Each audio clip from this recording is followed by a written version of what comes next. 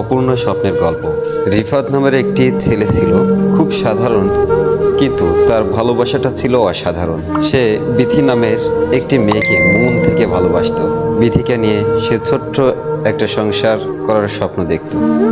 প্রতিদিন নতুন নতুন কল্পনা আঁকত, একসাথে পথ চলা, সুখ দুঃখ ভাগাভাগি করা, আর একটি সুন্দর ভবিষ্যৎ গড়ার স্বপ্ন।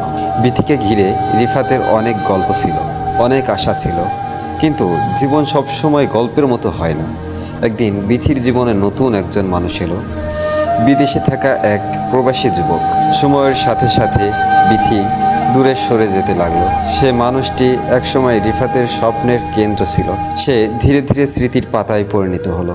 রিফাত অনেক কষ্ট পেয়েছিল, কিন্তু সে বুঝেছিল ভালোবাসা জোর করে পাওয়া যায় না। তাই সে বিধির জন্য দোয়া করলো এবং নিজের জীবনকে নতুন করে গুছিয়ে নেওয়ার সিদ্ধান্ত নিল।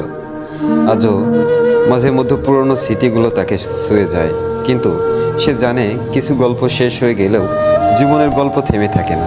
নতুন সূর্য ওঠে, নতুন স্বপ্ন জন্ম নেয়, আর নতুন করে আবার বাঁচতে শেখায়।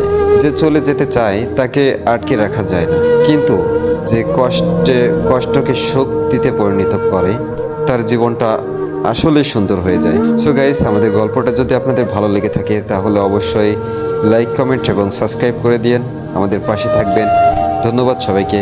খোদা হাফেজ।